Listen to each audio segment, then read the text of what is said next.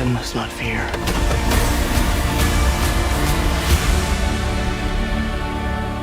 Fear is the mind killer.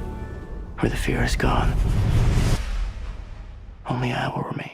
And I think that it's a novel that had stayed with me for almost 40 years. And every time I read it, there was something different in it according to where I was in life, where in my development as a human being. That's how a masterpiece it is that every time you read it, you find something new, and it's so rich and so dense. But I was at the beginning as a boy, I think that I was deeply moved by Paul's journey, where a boy finds his identity being in contact with another culture, that is not afraid of being with another culture, is instead he embrace the other culture. There's no real culture shock. I mean, he's just like blending and finding his identity, and finally finding peace, being in contact with other people that are not from his background. There's something very beautiful to think that there's a strength into being different and embracing another culture, I would say. And then there was also this love for Frank Herbert for biology.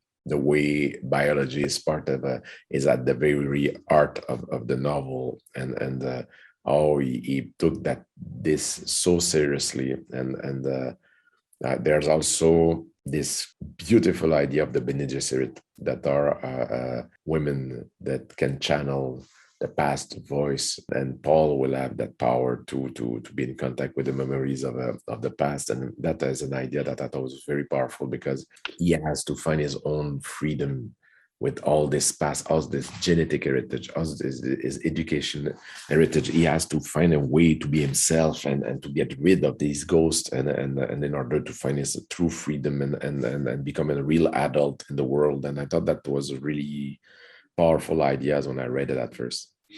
You have proven you can rule yourself. Now you must learn to rule others. Timothée is one of the best, if not the best actor of his generation. He's like, when you need someone that will be the central figure of a movie like Dune, you need someone that will be able to have that weight on his shoulder and carry the movie on his shoulder. And Paul's journey is kind of complex. It's multi-layered. That's why I needed someone that will have and the talent and the sensibility and the intelligence to totally understand what the character required. And Timothée is a brilliant, very, very, very mature young man. Sometimes when you speak with Timothée, you feel that you speak with someone that is 3 times his age. I mean, he has like a deep old soul, and someone who has a deep old soul and looks 14 to 15 years old is Paul Atreides, So it's like, and also Timothée has something very aristocratic. At the end of the day, he's a prince. There's a beautiful something in his features that fits totally the part, and looked like the description. And he has the charisma of a rock star. And we have to believe that this character one day will lead an army, will lead a planet, and I needed that charisma. He's the camera just loved him. Dreams make good stories, but everything important happens when we're awake. Oh, there's a lot of, I will say that that's my deep joy about the movie, is that there's a lot of moments that I'm like, woohoo, that's close. What I will say that at first, the arrival of the Bene Gesserit on Caladan, and then the Gom Jabbar scene, I was like, ouch, that's pretty close. How I was dreaming about it. And then everything in the desert, all the desert scenes are pretty close to what I had envisioned as a kid, yeah. This is my Dune. Kill them all.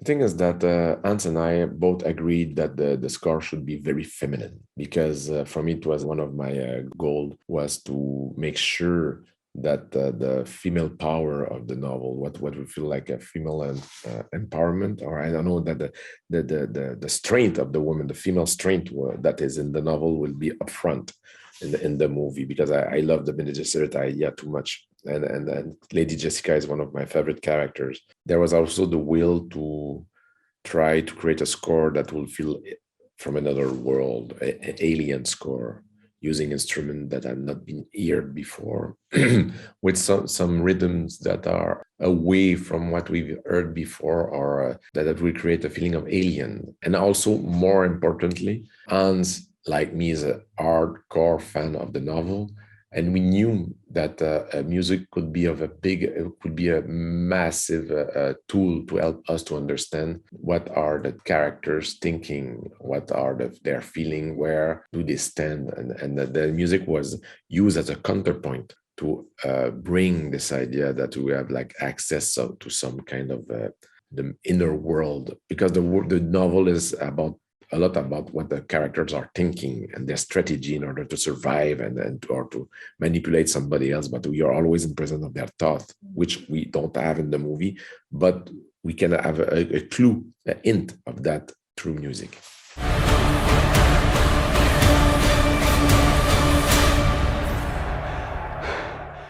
That I laid the base, the basic of the world.